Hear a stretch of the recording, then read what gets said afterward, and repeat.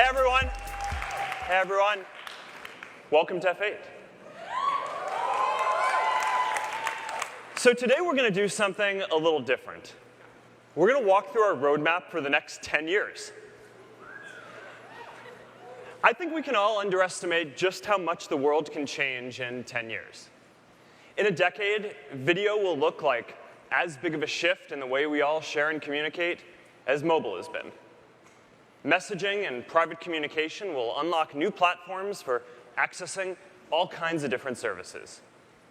Connectivity will give everyone, not just a third of people in the wealthiest countries, access to all of the opportunities of the internet, including resources for education, health, and jobs. Artificial intelligence will power all kinds of different services with better than human level perception. And we'll see the emergence of the next major computing platform in virtual and augmented reality. These are all elements of our 10-year roadmap to connect the world. And each of these elements is in service of our mission and is about bringing people together, because that's what we do here. Now, before we get into detail, I want to take a step back for a minute. And I want to talk about our mission for a moment, and why I care about it so much, and why I think that the work that we're all doing here together is more important now than it's ever been. We stand for connecting every person, for a global community, for bringing people together, for giving all people a voice, for a free flow of ideas and culture across nations. And this idea of connecting the world has gotten stronger over the last century. You can now travel almost anywhere in the world in less than a day. Countries trade more openly and cooperate more easily than ever. And the internet has enabled all of us to access and share more ideas and information than ever before. We've gone from a world of isolated communities to one global community, and we are all better off for it. But now, as I look around and as I travel around the world, I'm starting to see people and nations turning inward against this idea of a connected world and a global community. I hear fearful voices calling for building walls and distancing people they label as others, for blocking free expression, for slowing immigration, reducing trade, and in some cases around the world, even cutting access to the internet. It takes courage to choose hope over fear, to say that we can build something and make it better than it has ever been before. You have to be optimistic to think that you can change the world. And people will always call you naive, but it's this hope and this optimism that is behind every important step forward. Our lives are connected.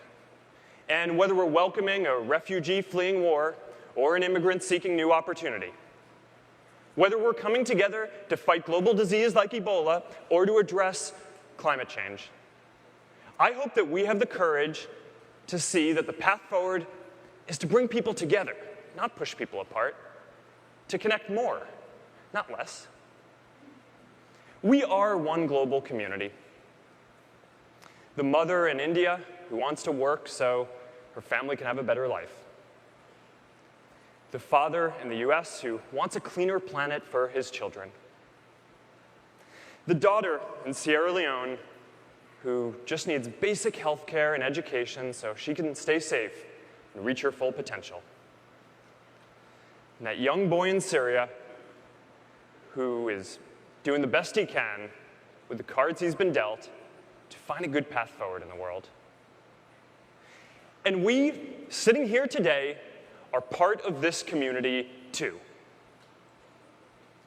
And if the world starts to turn inwards, then our community will just have to work even harder to bring people together.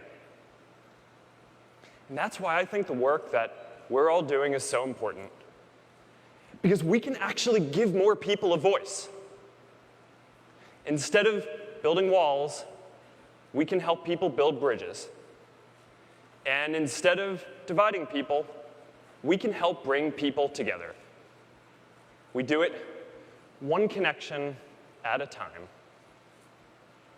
One innovation at a time. Day after day after day. And that's why I think the work that we're all doing together is more important now than it's ever been before.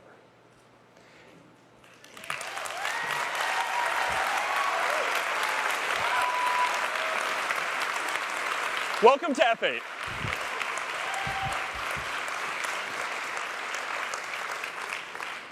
So that's why our 10-year roadmap is focused on building the technology to give everyone in the world the power to share anything they want with anyone. That's our goal. Now, let's look at the word everyone for a moment. Most people in the world, more than 4 billion people, are not even on the internet today. And we need to change this. Because beyond communication, we know that for every 10 people who get online, about 1 person gets lifted out of poverty because they get access to tools for education and finding jobs. So in our 10-year roadmap, we're focused on all of the things that we need to do to help more people get online, from making data cheaper to building completely new technologies like drones and satellites and laser communication systems. Now let's look at the word anything. We all have a desire to be understood and to relate to each other. So we're always looking for better and richer ways to express ourselves and share with one another.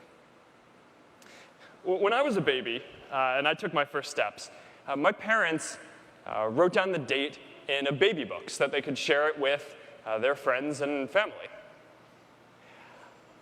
When my nephews took their first steps, my sister took photos and videos on her phone so she could send them to us.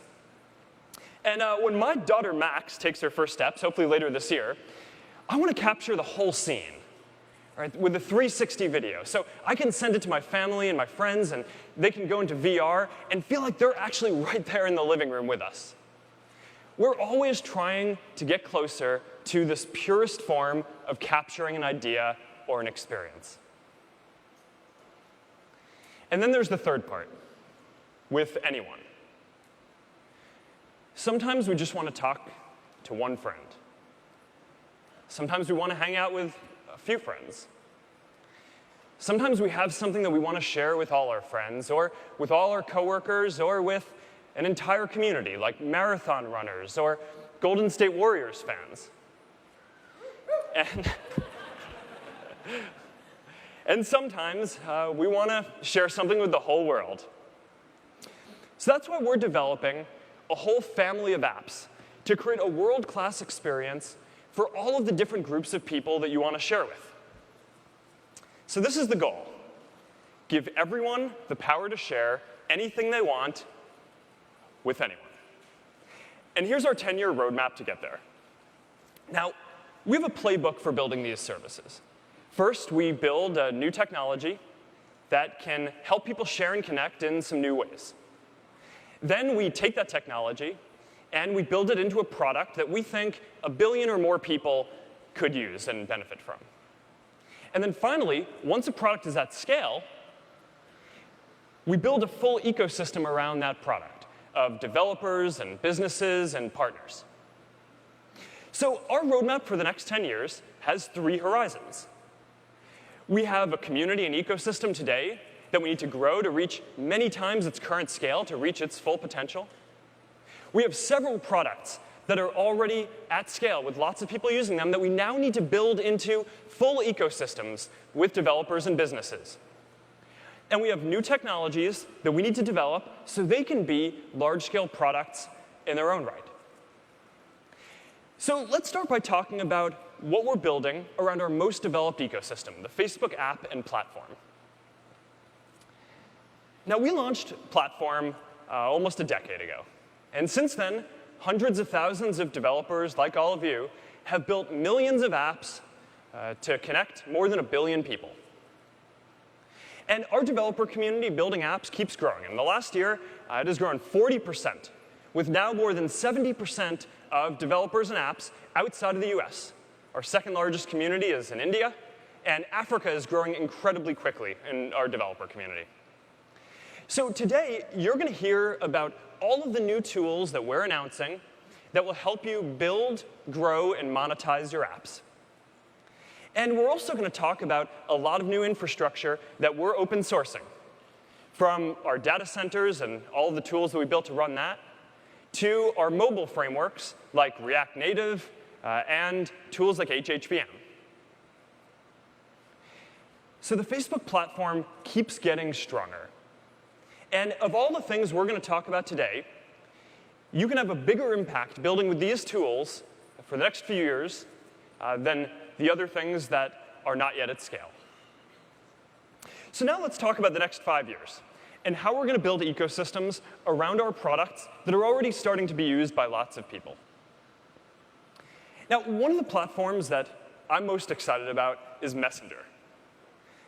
Last year, Messenger was the fastest growing app in the US, ahead of even Facebook, which was second. Messenger just passed 900 million monthly actives. And now, between Messenger and WhatsApp, people are sending about 60 billion messages a day. So to put that in perspective, at its peak, global SMS volume was right around 20 billion messages a day. So we're processing about 3 times as many messages as SMS ever did, and these services are still growing incredibly quickly. So now that Messenger has scaled, we're starting to develop ecosystems around it. And the first thing we're doing is exploring how you can all communicate with businesses. Now, you probably interact with dozens of businesses every day, and some of them are probably really meaningful to you. But I've never met anyone who likes calling a business. And no one wants to have to install a new app for every service or business that they want to interact with. So we think that there's got to be a better way to do this. We think that you should just be able to message a business in the same way you'd message a friend. You should get a quick response, and it shouldn't take your full attention like a phone call would, and you shouldn't have to install a new app. So today we're launching Messenger Platform, so you can build bots for Messenger. And it's a simple platform. It's powered by artificial intelligence, so you can build natural language services to communicate directly with people. So let's take a look. So CNN, for example, is going to be able to send you a daily digest of stories right into Messenger. And the more you use it, the more personalized it'll get.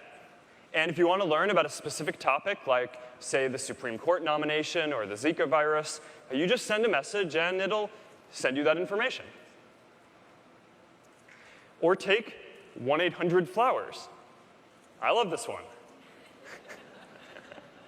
Now, if you want to send a message, flower, you don't have to install a new app or enter your credit card again. You just send a message. And I bet that's not who you thought those flowers were going to. I know someone who's sitting here today who also thought that those were not who those flowers were going to. Now, I have to say, I love this one. I find it pretty ironic, because now, to order from 1-800-Flowers, you never have to call 1-800-Flowers again.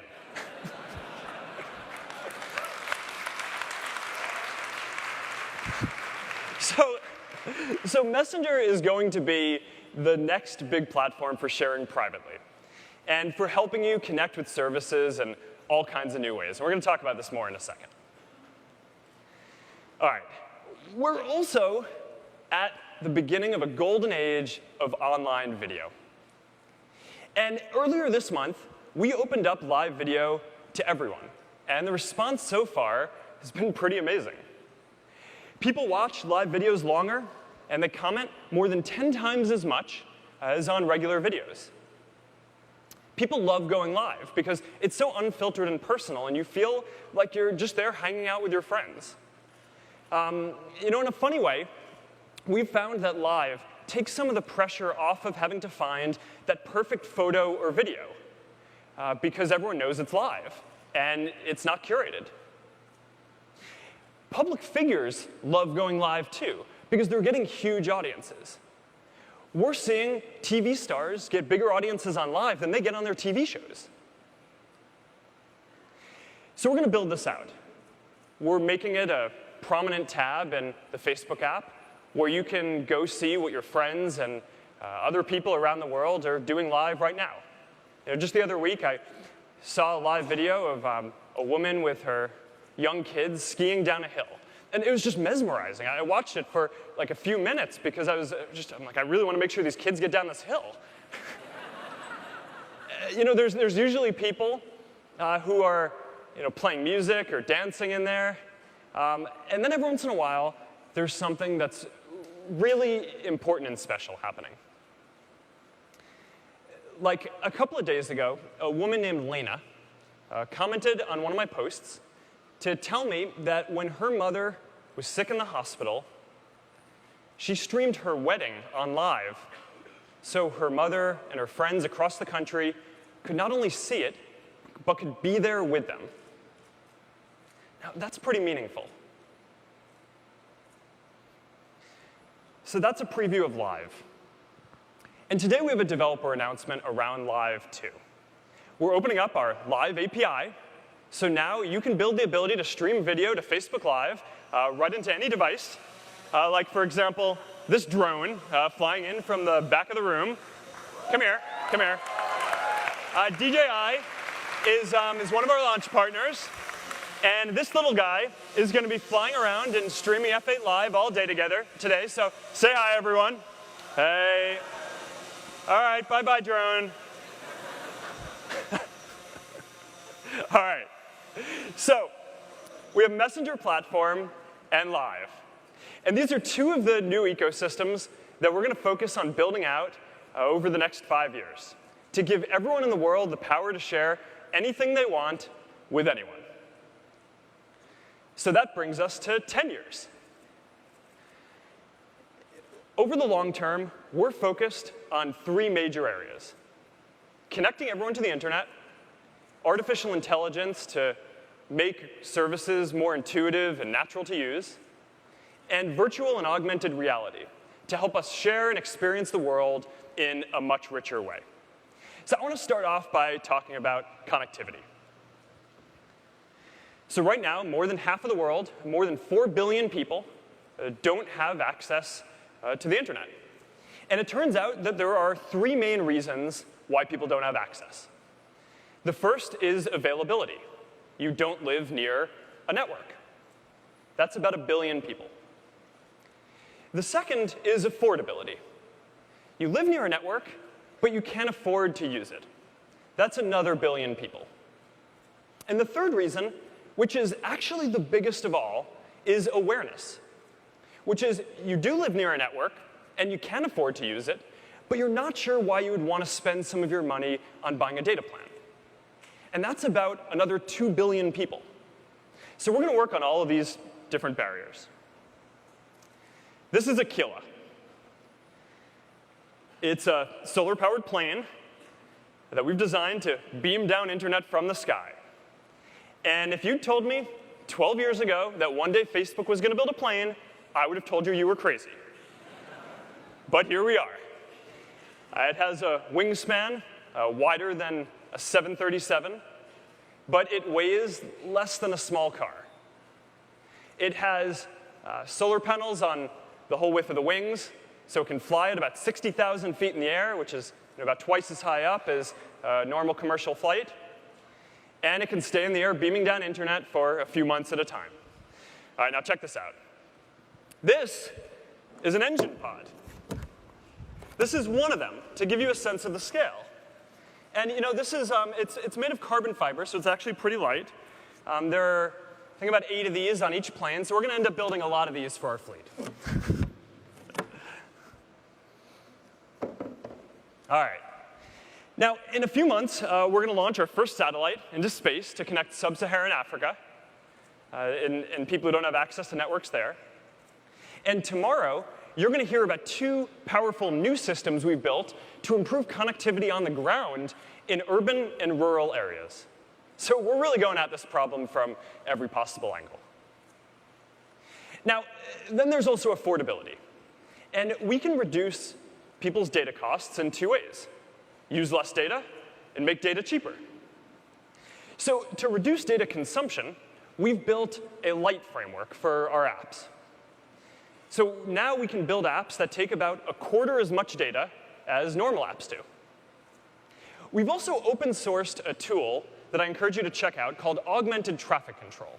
And it makes it easier for you to develop services for the next billion people coming online in all different countries around the world by letting you simulate network conditions in all these kinds of different places. So you should check this one out.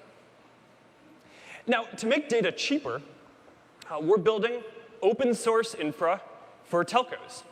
So it's kind of like what we've done with the Open Compute project. And the idea is that if we can make it cheaper for telcos to operate their mobile infrastructure, then some of those cost savings are going to be passed along to people in the form of lower data prices. All right, now finally, we're also working on awareness by helping people who don't have access experience the value of the internet for free. So Free Basics is an open platform that any developer can build for to offer basic internet services to people for free without them having to pay. So there are tools like for education or health or basic communication services. In Indonesia, people are using a service JoPhone to find jobs and make job listings. In Colombia, people are using a service UnDocTrace to find doctors and get medical advice for free. Free Basics is already available in 37 countries, and it has already given access to internet services to more than 25 million people, which makes it one of the most successful connectivity initiatives in the world. And today, we're launching the Free Basics Simulator. So now you can see how your services are going to appear on the platform. All right, so that's connectivity. The next 10-year challenge that I want to talk about is how we're going to help people connect and share in a more natural and intuitive way. And our goal with artificial intelligence is to build systems that are better than people at perception. Right, so seeing, hearing, language, and so on. And it's already happening in some places. Our Moments app uses the best face recognition system in the world to help you look at the photos that you've taken and identify which of your friends are in them so you can share them with them if you want. Newsfeed uses AI to show you the best stories. And we use AI to filter spam out of Messenger. So that way you only get messages from people who you want to hear from. Last week, we announced a new way for people who are visually impaired to understand images. We built a tool that can now actually start to look at photos and understand what's in them. And it can read them out loud to you if you can't see the photo. So this is a great use of AI. And it's an important step towards making sure that everyone has equal access to information. Now, soon we're going to be able to do even more. Because right now, to show you the best stories in Newsfeed, we mostly look at some basic signals, like who your friends are or what pages you like. But we don't actually understand the meaning of the content. But in the future, we're going to be able to actually look at the photos and videos and understand what's in them. We're going to be able to read the articles and understand what they're about. And that's going to let us show more interesting content to you from across our community that we don't even know that you'll be interested in today. So like this mop dog for me, because that's my thing. All right, now what's so exciting about AI today is that researchers are using a lot of the same technology to solve completely different problems, like helping astronomers find new planets, or improving self-driving cars, or diagnosing diseases. So in a lot of ways, I actually think that advances in AI can help save people's lives. One of the most amazing examples I've seen recently was an AI system that can now tell from a photo whether a lesion on your skin is skin cancer with the same accuracy as the best doctors in the world. So imagine that. Soon, every doctor around the world is just going to have the ability to snap a photo and, as well as the best doctors in the world, be able to diagnose if you have cancer. That's going to save lives. And whether you're developing social tools or you're diagnosing diseases, you're using a lot of the same AI technology. So that's why we want to make it easier for you all to take advantage of all of the advances in AI technology that we're making. So that way, when we make a 10% improvement in our systems, your systems get 10% better at diagnosing diseases. So that's why we've open sourced our Torch modules to help researchers and engineers train their machine learning models. And why we've opened our designs for our GPU servers that we use to train our neural networks. So this way we can all make faster progress together. All right. One last thing. Finally, we're building technology that's going to change the way that we all experience the world. We started shipping Gear VR for $99 late last year, and the response so far has been really amazing. There are already hundreds of apps that are built specifically for Gear, and people have watched more than 2 million hours of video in Gear VR. Last month, we started shipping Oculus Rift, and we have one here. Here it is. So for the first time, you can have this kind of premium virtual reality experience in your living room. And from the moment it shipped, it has a great content lineup with more than 50 games on the platform. So check this out for a second.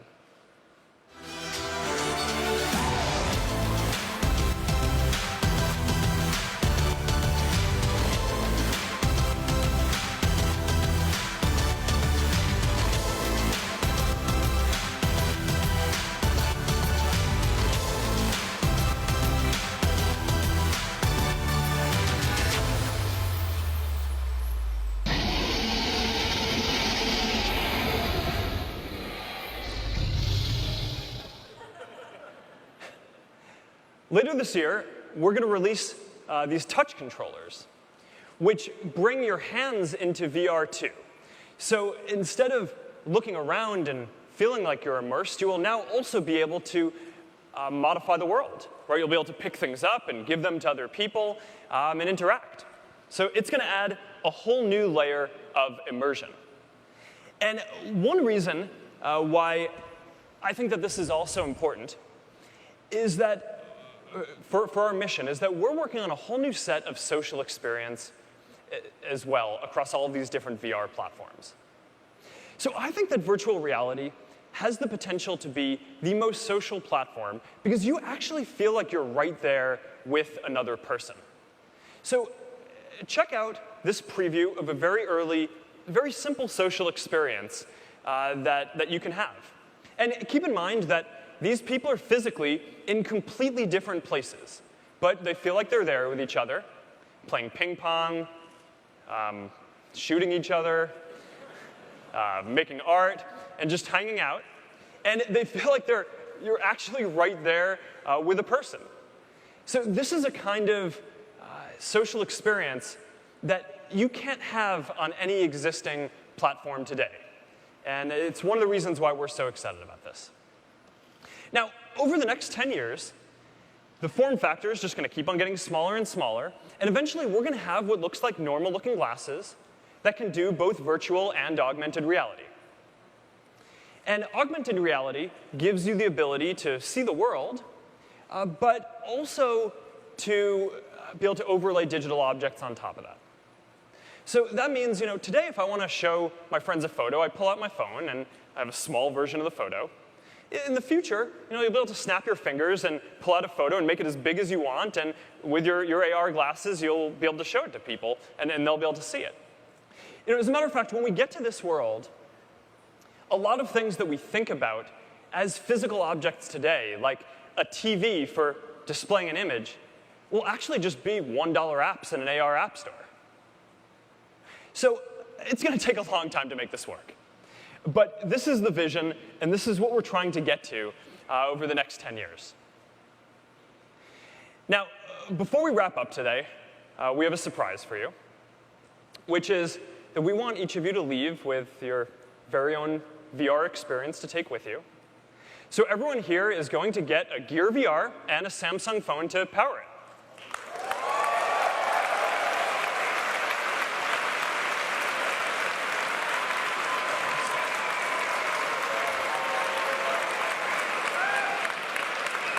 So they're going to be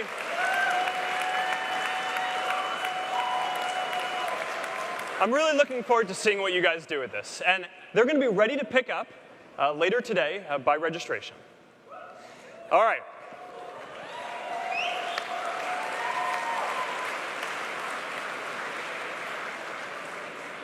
So that's it.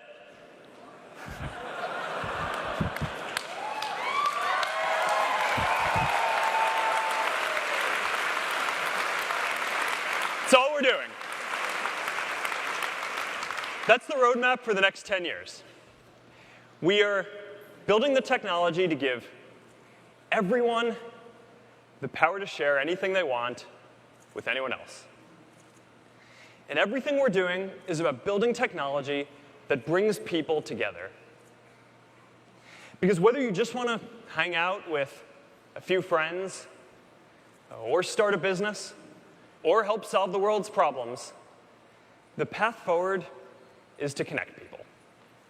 That's how we make progress together. And that's why I think the work that we're all doing together is so important. Because if you believe, like I do, that when you give more people a voice, that makes the world better, then we have a lot of reasons to be optimistic about the future. And I'm excited to work on all of this with all of you. So, thank you, everyone. I'm going to hand it off to Deb to walk through this in a bit more detail. Have a great F8.